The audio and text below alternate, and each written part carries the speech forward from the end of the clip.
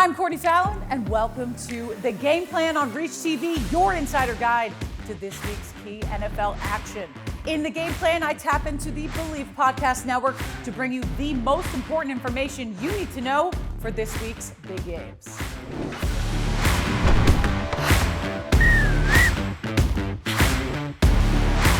Well, Week 8 saw some of the big dogs go down and some preseason favorites get back into contention. To go over the state of the NFL, I am joined by Super Bowl champ and 8-year NFL veteran Daniel Wilcox from the Bleav in Ravens podcast to go over the big stories that you need to know before Week 9 arrives. Daniel, let's play 3 and out. Let's get them, Courtney. Let's go.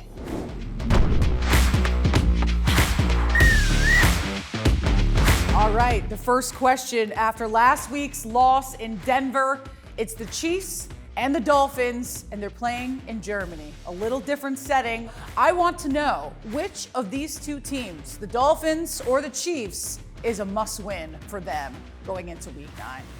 Come on, Courtney. This is the NFL. Every single game is a must-win. Both of these teams have to win this week. If you want to stay at the top of your division, the way you do it is you always win 3 out of 4 games every single month. So if you've lost 1, you cannot lose 2. Let's go get the money. It's more important for the Chiefs to hold on to this one? Can't lose 2 in a row? Absolutely. You definitely don't want to lose 2 in a row. You want to get back on the streak of winning right away. The Kansas City Chiefs is an explosive team, and at any moment right now they can take over this entire thing. But they're a team, Courtney, that's not worried about losing 1 game. They know the importance of how the longevity goes through the NFL, and they will be back in full effect this week. Very important for the Chiefs to win. Okay, all right. I'll take your word for it. Second down, Joe Burrow had a massive performance. I mean, near perfect performance last week against the 49ers. That was such a huge, huge win for them. I mean, big stakes, especially in the AFC. 28 for 32 passing with 283 yards and a string of 19 straight completions. With Burrow playing at this level and the defense you saw playing at this level, are the Bengals back in that conversation for Super Bowl contenders? For me, they never actually left. They've always been in the top rank as far as Super Bowl contenders. Joe Burrow and the Cincinnati Bengals is a dangerous team. Everybody knows it throughout the NFL. They're definitely in the talk for Super Bowl rankings and Super Bowl talks as far as them having the opportunity to win. I'm looking forward to seeing the Bengals finish out the rest of this season, but anytime they have to face us, the Baltimore Ravens, it's always going to be scary for those guys. Yeah, I mean, listen, you are on the Bleav in Ravens podcast. I don't think we could scream it anymore. You got Ravens on your shirt. You got Ravens behind you with you and your son. Better believe it. I love the picture. Love the background. But our third down question is the Jags are 6-2 and basically in cruise control of the AFC South. I mean, you could say anything about the AFC South, the NFC South, that it's the weaker division. Doesn't matter. You know, it's the Jags that are in control. So are they capable of a deep playoff run? Well, I believe in the Jags too. You know, Trevor Lawrence is an Atlanta guy. I'm from Atlanta, born and raised. I watched him. I recruited him as a college coach, and it's a fun team to watch. It's fun seeing Jacksonville get back into the hunt. I absolutely do think they'll get past the first round of the playoff this year. I don't know how deep they'll go. This is a tough league, man, and Jacksonville, it does have a great team. Trevor Lawrence is going to lead those guys, very far this year. I'm excited to see in the hunt to be a legitimate franchise again. Way to go, Jags. And finally, our bonus question. As we know, earlier this week, Josh McDaniels and general manager Dave Ziegler, Patriots West, they got fired in the middle of the night, right after the trade deadline. They cleaned house, again, seemingly just let go of their offensive coordinator. I mean, when you look at a franchise like this, what can cure the ailing Raiders? Is this going to be a cure for them to start to bounce back? This is a lot of knowledge that has to go into your head when you're dealing with plays and play calling and stuff. And when you get used to one guy calling plays a certain way, and then all of a sudden it's a dramatic shift in the middle of the season. So this could go either way for Vegas, man. I don't know how this is going to turn out, but it could be very good or it could be extremely bad, Courtney. Let's see how it plays out. Lots on Jimmy G's shoulders. We'll certainly know that. Thank you, Daniel, so much for your time, for playing 3 and Out with us. Up next, I'm breaking down my 3 key games that you need to know for Week 9.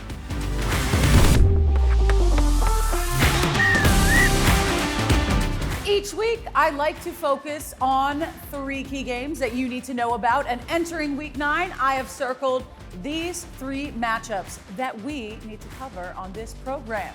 This schedule just keeps on giving. Coming off a week of great games, we once again get a matchup that could have huge implications in the AFC.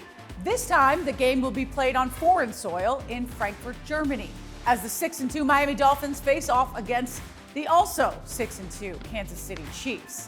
The Chiefs are coming off of an ugly loss to Denver in Week 8, which shocked the NFL. Patrick Mahomes, who had the flu, had a game to forget. To find out what the Chiefs need to do to bounce back in Germany, I'm joined by former Kansas City Chief Joe Valerio and Jeff Fedotin from the Bleav in Chiefs podcast. Guys, what can we expect this Chiefs offense to do to bounce back this week? Thanks, Courtney. Joe, huge game. It's a battle for AFC supremacy. It's a Tyreek Hill revenge game. It's a bounce back game for the Chiefs. And it all happens across the pond in Germany. Joe, how do you see this shaking out? Well, Jeff, I think this could go either way. I mean, if the Dolphins jump out to an early lead, I think they have a much better opportunity of grinding the clock out on the Chiefs. But if the Chiefs jump out to an early lead, this thing could be a shootout, right? And everybody could be trying to use their team speed. So, I mean, this could go either way. But I think the Chiefs have enough of a chip on their shoulder and need this one enough. It could be a shootout or a grind, but definitely the Chiefs come out the victor.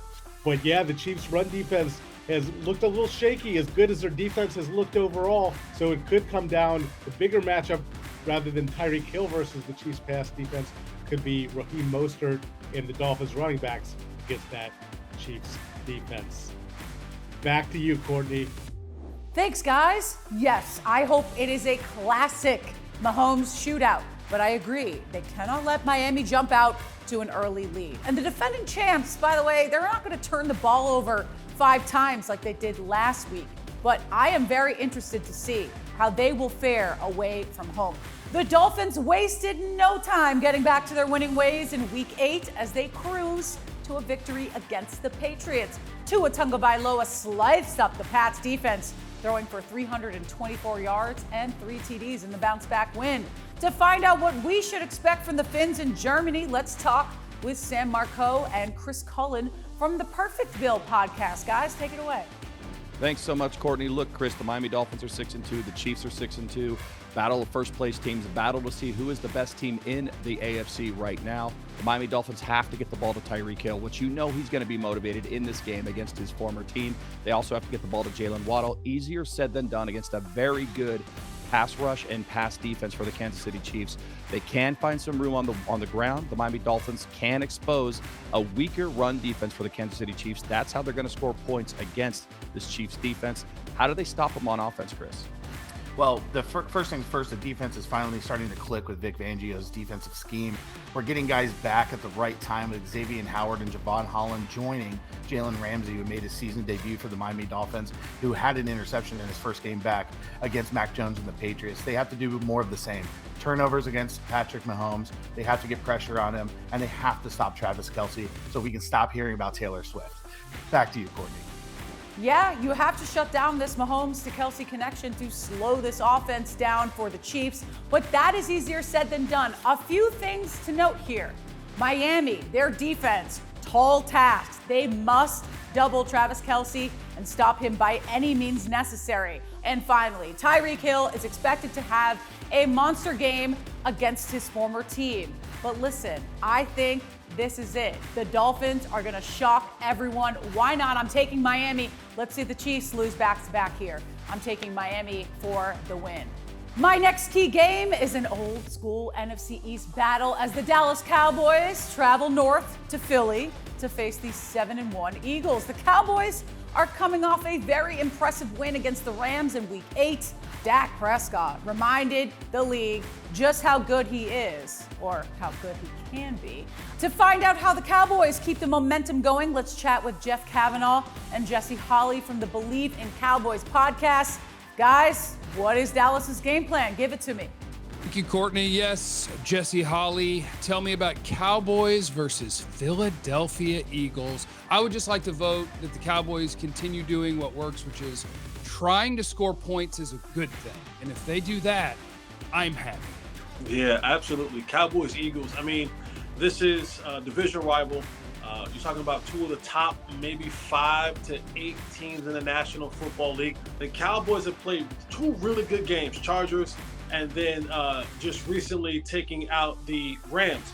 I like the way Mike McCarthy is starting to kind of get this thing going a little bit, getting everybody involved. That is always a recipe for success. CeeDee Lamb is coming off two really good games. He starts getting the ball a little bit more. He has career highs with 12 catches, 158 yards in the last game. I look forward to this game. It's going to be a matchup of the Titans. Cowboys and Eagles, baby. Back to you, Courtney. Thanks, guys. Yeah, it sounds so simple. Get the ball to your playmakers and let them make plays. But it's been about 7 years since Prescott played a meaningful game in Philly. Yes, he is on a roll, but will he perform up to his billing? We shall see. Well, the Eagles, E-A-G-L-E-S, Eagles stand at 7-1 with the best record in the NFL, and the Hurts to A.J. Brown connection is tearing apart defenses across the league. Last week, they accounted for 130 yards and 2 touchdowns. To find out what Philly has in store for their bitter division rivals, let's chat with Mike Gill and Eitan Shander from the Bleav in Eagles podcast. Guys, what do you got for me? Thanks, Courtney. It is Dallas week here in Philadelphia as the first-place Eagles take on the Dallas Cowboys. The Eagles, of course, coming off a tough one there against the Washington Commanders. They had to hold on, claw, fight their way to a 38-31 victory. This week they play Dallas, who, shiny new toy. Dallas looked good in their win over the Rams. In this one, though, Eitan, how do you see it? I love it, man, especially on the defensive side, pressuring Dak Prescott. There's also the division technically on the line right now, and Philadelphia needs a get-right game against a good team. I think you'll see a heavy dose of DeAndre Swift. The Eagles' offensive line, they push the Cowboys around. They run right at Micah Parsons. Oh, yeah. Oh, by the way, who's defending A.J. Brown? It's Dallas week in Philadelphia. Back to you, Courtney. Listen, I agree that Eagles O-line is just too big and too physical for that Dallas defensive line to handle. The question is right now, Jalen Hurts, is he still hobbling or will he get the protection that he needs against that Dallas D-line? That's the first question that I have. Second, Dak Prescott is being asked for a huge task in his biggest game of the year. I hate to do this. It's going to be a really evenly matched game. I think it could be a shootout at the end, but sorry, Cowboys fans. I'm going to go with the home team. I think that the Eagles are going to pull this one out. My final key game for Week 9 is a battle of trendy preseason Super Bowl contenders as the Buffalo Bills head to Cincinnati to battle the Bengals. Josh Allen had himself a day against a stingy Bucs defense, throwing for 324 yards and 2 touchdowns. To find out what Allen and the Bills need to do to walk out of Cincy with a W, let's hear from Mookie Hawkins and Justice Radford from the Bleav in Bills podcast. Guys, what is the game plan for Josh Allen and this Bills offense? Thanks, Courtney. The Bills have one of the most prolific offenses and prolific quarterbacks in the league. How will they move the ball this week against Cincinnati? Well, it's a carbon copy of what the Bills were able to do on Thursday night versus Tampa Bay. The Bills got off to a great start. They got some rhythm going offensively by having an up-tempo, and Josh was able to spread the ball around to, many different receivers. You look at Gabe Davis and Stephon Diggs having over 9 catches. Whenever the Bills have some great balance, it's because of James Cook, and Khalil Shakur has been playing quite well as of late. What are some of the keys for the defense to stop this high-powered Cincinnati offense? Well, they got to get after the quarterback. Von Miller has been chomping at the bit, coming back off an injury. The way that A.J. Epinesa and Leonard Floyd and those guys are flying around is definitely going to be a battle in the trenches. And so, if the Bills could use those X factors, definitely they can prove to be victorious on Sunday. Absolutely. That'll do it for us here at Bleav in Bills. Back to you, Courtney.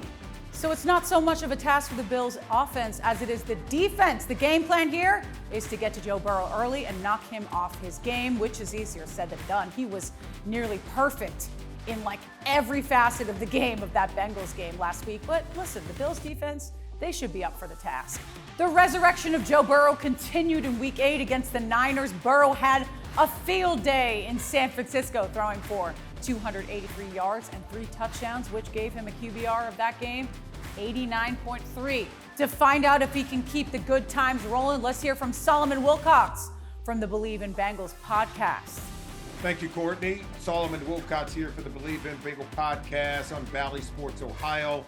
Thank you for having me. And listen, this is really about previewing, I think, one of the best games on the Week 9 schedule. The Cincinnati Bengals and Buffalo Bills will tussle at Paycor Stadium on Sunday Night Football. This is a rematch of the divisional round playoff game 1 year ago. The Bengals, that's right, they won that game 27-10. And it was really about Joe Mixon and the Bengals' ability to run the football. I think he provided the physicality as well as slowed down a pass rush front for the Buffalo Bills. And they did a much better job of protecting Joe Burrow. They controlled and took advantage of the fight. So this is going to be, I think, a heavyweight fight between two of the best teams in the AFC, the Buffalo Bills, the Cincinnati Bengals. And of course, you can catch more by always tuning into the Bleav in Bengal podcast. Now, Courtney, let's send it back to you. Okay, I get it. A heavy dose of Joe Mixon will open up the passing game for the Bengals. The key to this game for me is the Bengals secondary. They are forcing turnovers at a very high rate, higher than any other team in the league right now, multiple times per game for that entire defense. The Bills, to me, are still in somewhat of a disarray. I'm taking Cincy to pull this one out.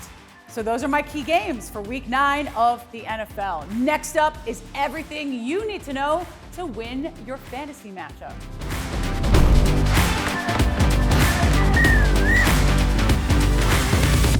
Okay, it's that time to play Pick 6 on the game plan. Joining me this week to pick his Week 9 lineup is Patrick Chiotti from the Let's Ride podcast. Patrick, you're getting me a little jealous with that Carhartt beanie. I know that it's fall over there. You guys are feeling good in Broncos country. Let's get to your Pick 6. All of this talk about football weather, truly. Yeah. And we got to get to your fantasy lineup. You got one position player that you are looking at for every single position. We're going to go down one by one. And the first one is Derek Carr against the Chicago Bears. Why do you love Mr. Carr this week? So the reason that I picked Derek Carr against the Bears, New Orleans has a good game against Indianapolis, a little bit of a bounce back game for them. I think that this is an opportunity for Carr and the Saints to put up some big points. You know, Alvin Kamara is kind of getting into that groove again since he's come back. They've got Jamal Williams back. That means the run game's going to be there. It's going to open up a lot of opportunities for Chris Olave and the rest of that offense. So I like Derek Carr against the Bears. I think that's a good safe pick. Speaking of good opportunities, people stepping up in their roles, is Darrell Henderson is your second pick, running back for the Rams. Last week he had 12 carries. He also led the team with 54 receiving yards. Do you think that Henderson can eclipse that 15, 16, rush attempt? Green Bay is a good team against the pass. They're 26th against the run. So this is going to be a good opportunity for the Rams offense.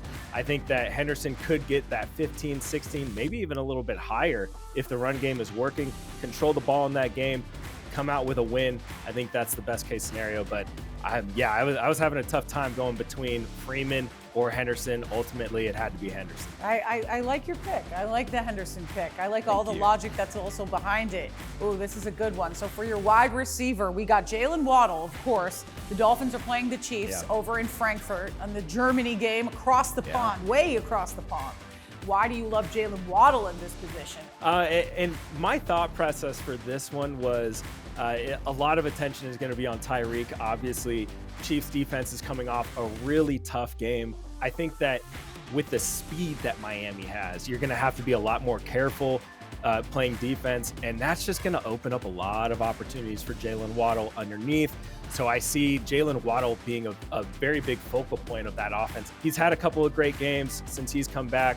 I think that this is going to be a great opportunity for him to have a huge game in front of the German crowd. Well, on the flip side of the ball, your tight end is Travis Kelce. I Bleav that when we did this last week, our other guests, they put Travis Kelce. It's just every week is a Travis Kelce game. But with the Dolphins secondary coming back, you got Jalen Ramsey, Xavier Howard. What can they do to stop Travis Kelce if they can? I'm really excited to see if Jalen Ramsey is the one that they choose to match up with him or whether they go with Javon Holland. Either way, I think that this is going to be a better game for Travis Kelce. I am also an owner of Travis Kelce.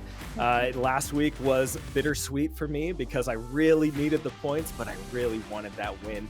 I don't think that we get 2 bad games in a row from Travis Kelce. I think they're going to fix what they need to fix. I think he comes away with the majority of the targets. I think that he comes away with at least a touchdown or 2. Does he hit 100 yards? Probably not, but I still think that this is going to be a good game for him. We love it. It's a win-win when we both have Travis Kelce on our fantasy team. Okay, well, for your defense, we're going to go with the Browns defense. I know that you have that picked, but I really want to get to your waiver wire pickup, and that is quarterback Will Levis for my fantasy pick for social for the game plan. Yeah. Why do you think people should pick up Will Levis for on the waiver wire? I think that this is a good opportunity for fantasy owners to kind of cash in while the iron's hot. Is he going to have a 4-touchdown game every week? Probably not. But if he can play safe ball the way that he did against Atlanta, which is a good defense, as long as he can take care of the ball, don't fumble it, don't throw any picks, I think that it's a good spot, it's a good pickup on the waiver wire, at least for a week or 2. If he starts to trend up and he's playing consistent, hey, maybe he's a guy that you keep throughout the season. You heard it here first. Patrick Chiotti from the Let's Ride podcast. Thank you. Thanks for having me. We appreciate your time. That's all the time that we have on the game plan today. Go check out the Bleav Podcast Network for more in-depth analysis on every team in the league. And don't forget, you can catch every game live on Reach TV all NFL season long. We'll see you next week.